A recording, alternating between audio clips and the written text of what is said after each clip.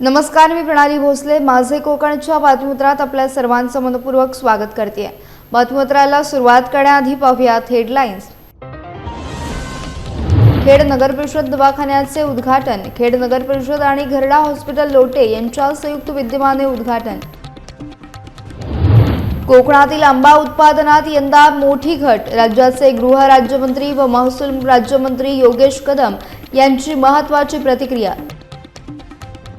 सिंधुदुर्ग जिल्ह्यातील माध्यमिक शिक्षण अधिकाऱ्यांच्या निलंबनाची शक्यता. आर्थिक गैरव्यवहाराचा ठपका. विधवा महिलेकडून पैसे घेतल्याचा आरोप.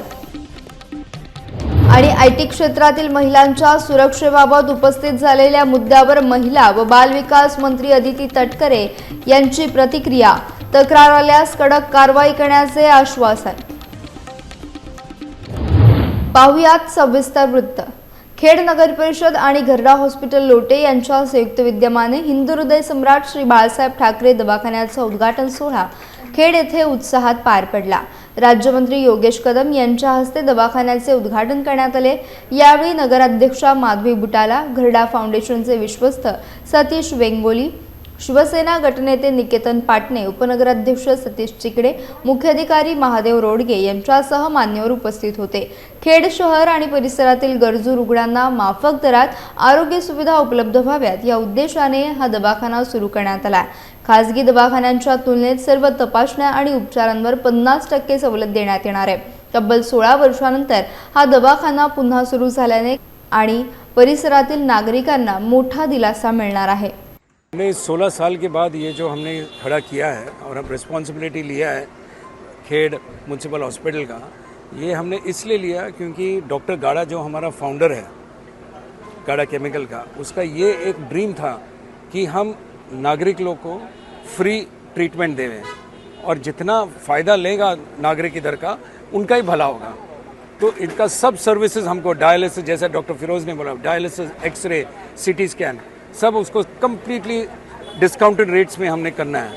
ओपीडी 50 रुपये में ओपीडी विद मेडिसिन, ये सब हम ट्राई कर रहे हैं. तो ऐसा स्कीम हम जब फिट करेंगे लोगों के लिए, सबको बेनिफिट लेना आवश्यकता है. तो इसलिए मैं बोल रहा हूँ थैंक यू. और ये सक्सेस होना ही चाहिए. रामदास कदम जी ने बोला है सतीश सर को कि हमने आपको ये देना है, आप सक्सेस इसका करो.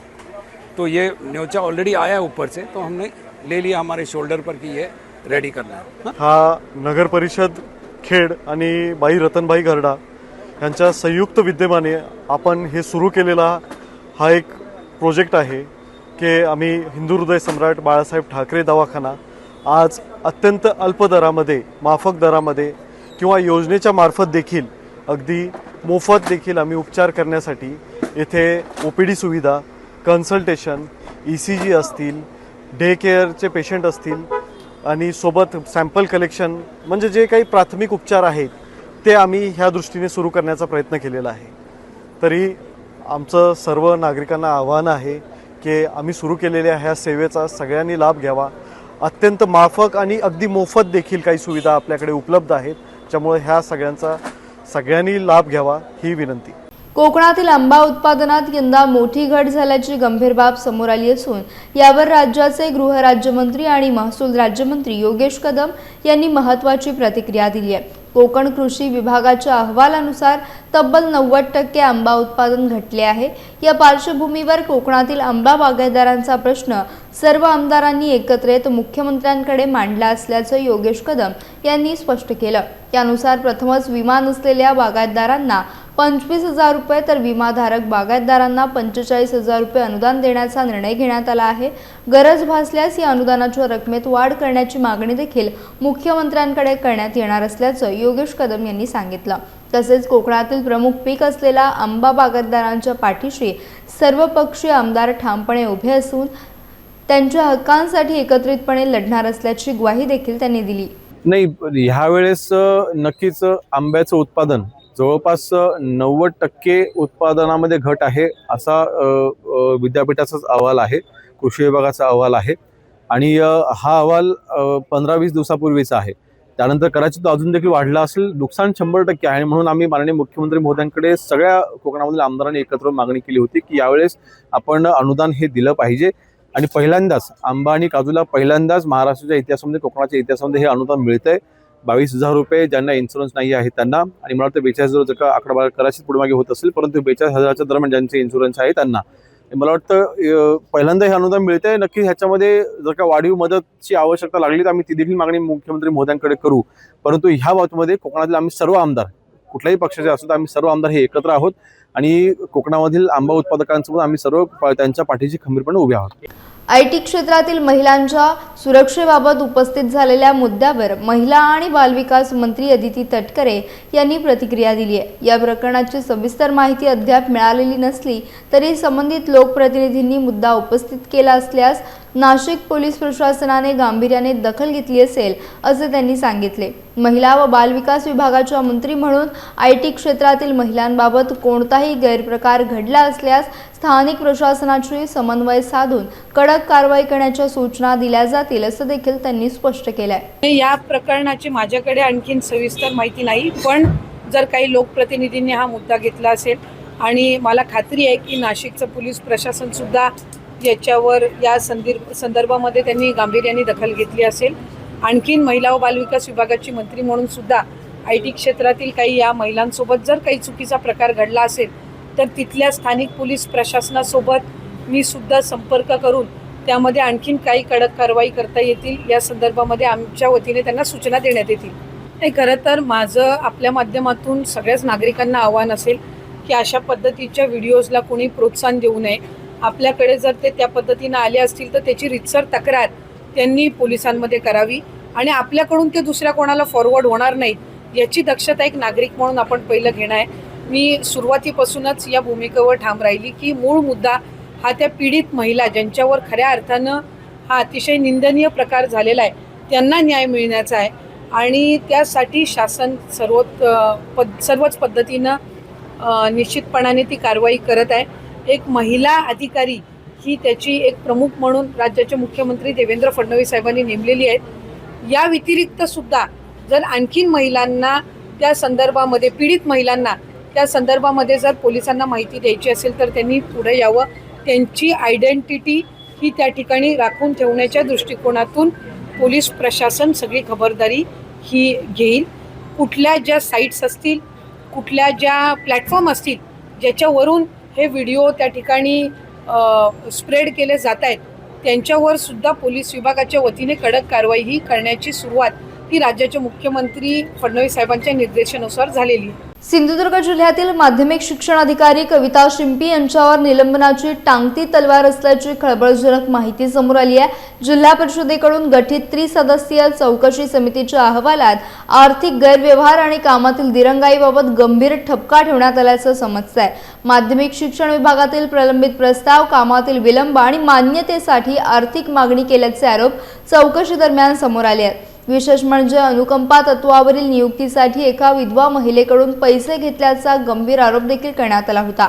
या प्रकरणाचा मुद्दा शिक्षक आमदार ज्ञानेश्वर म्हात्रे यांनी विधिमंडळात उपस्थित केला होता. या पार्श्वभूमीवर शिक्षण मंत्री दादा भुसे यांनी चौकशीचे आदेश दिले होते. त्यानंतर जिल्हा परिषदेच्या मुख्य कार्यकारी अधिकाऱ्यांच्या अध्यक्षतेखाली समिती गठीत करण्यात आली. समितीने तपास पूर्ण करून आपला गोपनीय अहवाल शासनाकडे सादर केला असून त्यामध्ये संबंधित शिक्षण अधिकाऱ्यांच्या निलंबनाची शिफारस करण्यात आल्याची माहिती मिळत आहे.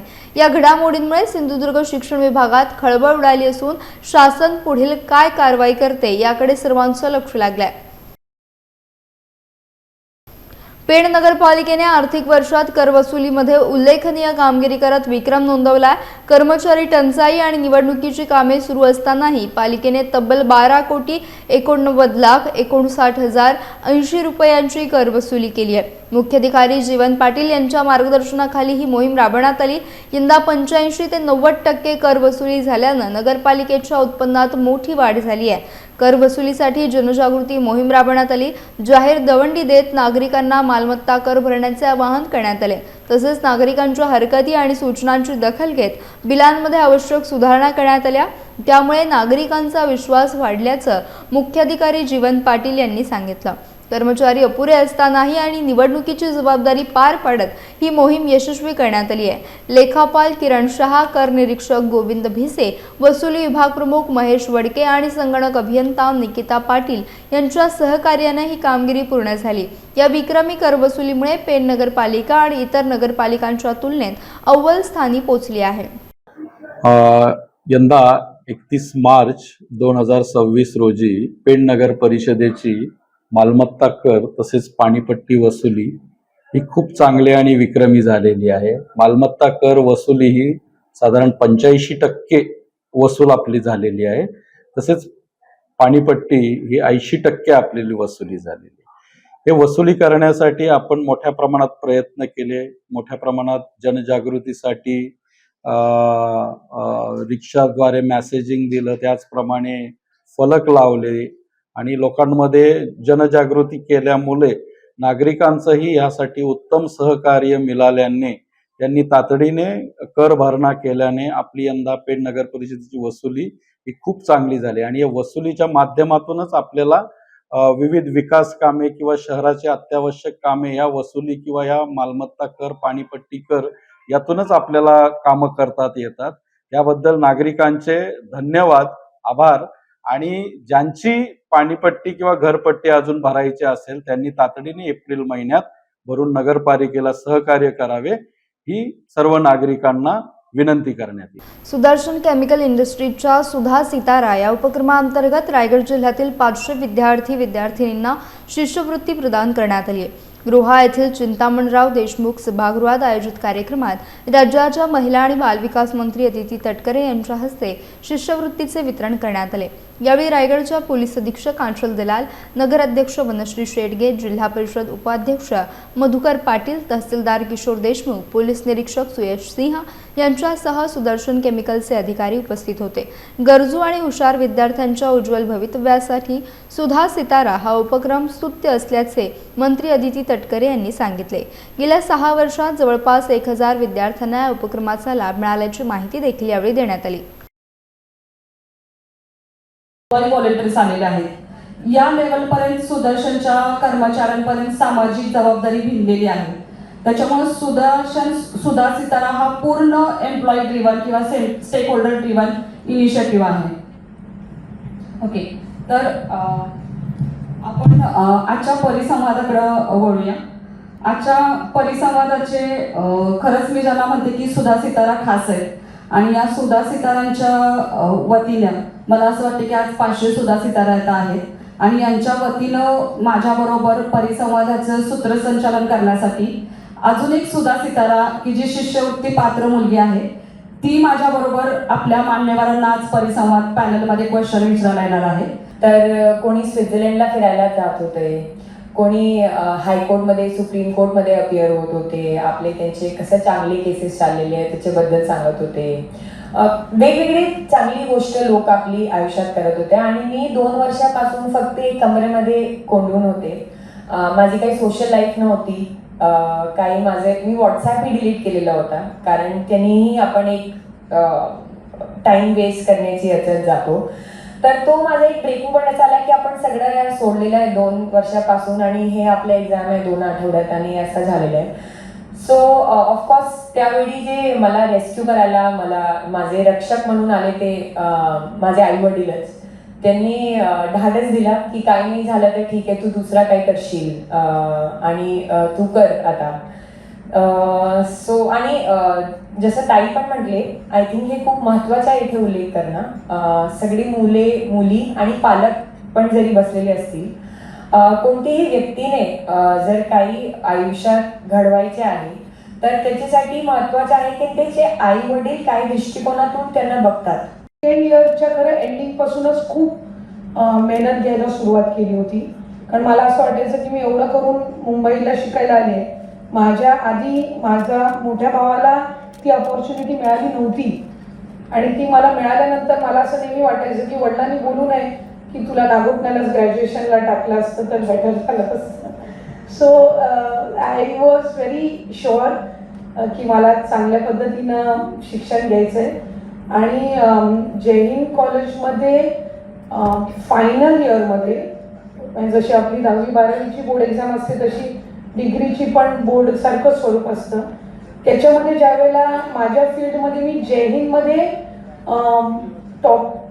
टॉपर राहिली, त्यावेळेला मला असं वाटलं की मी काहीतरी चांगलं करू शकते किंवा पुढे चांगल्या पद्धतीने मी आणखीन करिअर डेव्हलप करू शकते.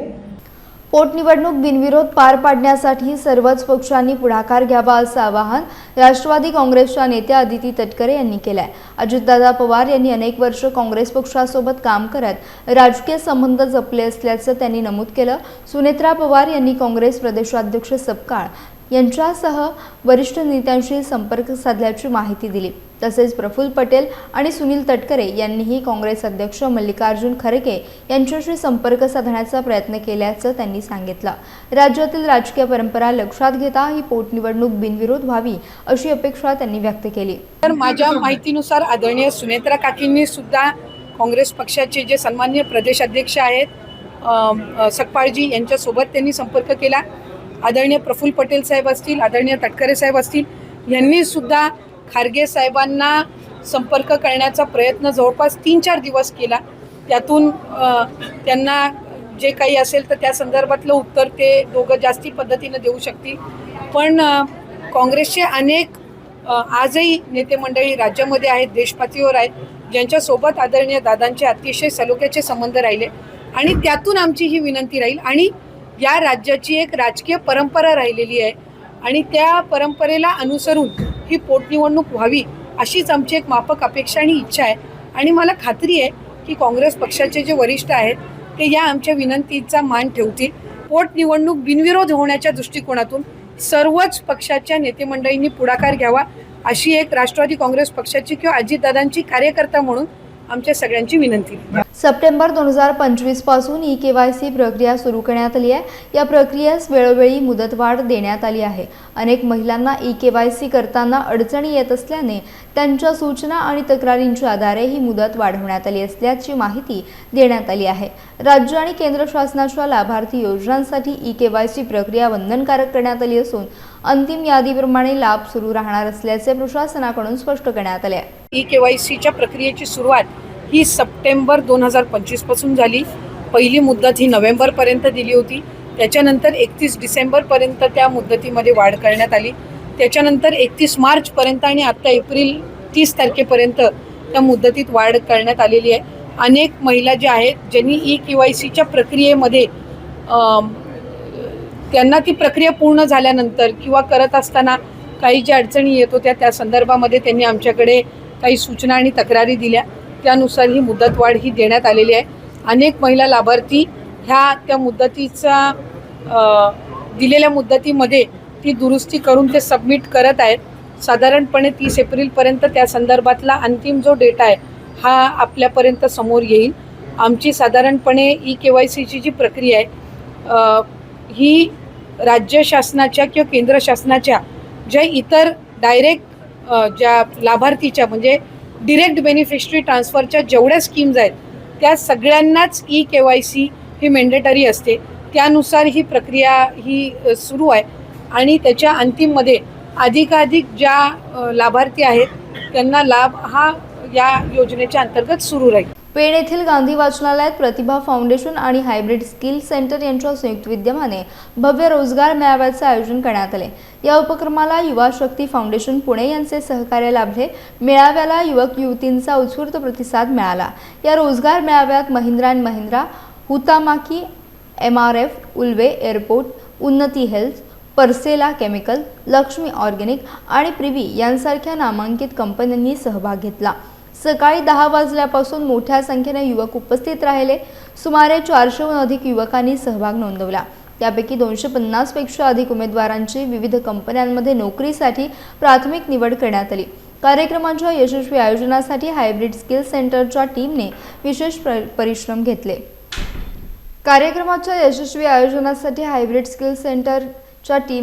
परिश्रम घेतले. तसेच प्रतिभा फाउंडेशनच्या अध्यक्षा प्रतिभा भगत आणि पदाधिकाऱ्यांची उपस्थिती लाभली. हा रोजगार मेळावा स्थानिक युवकांसाठी रोजगाराच्या नव्या संधी उपलब्ध करून देणारा ठरला असून महत्त्वपूर्ण उपक्रम ठरला आहे.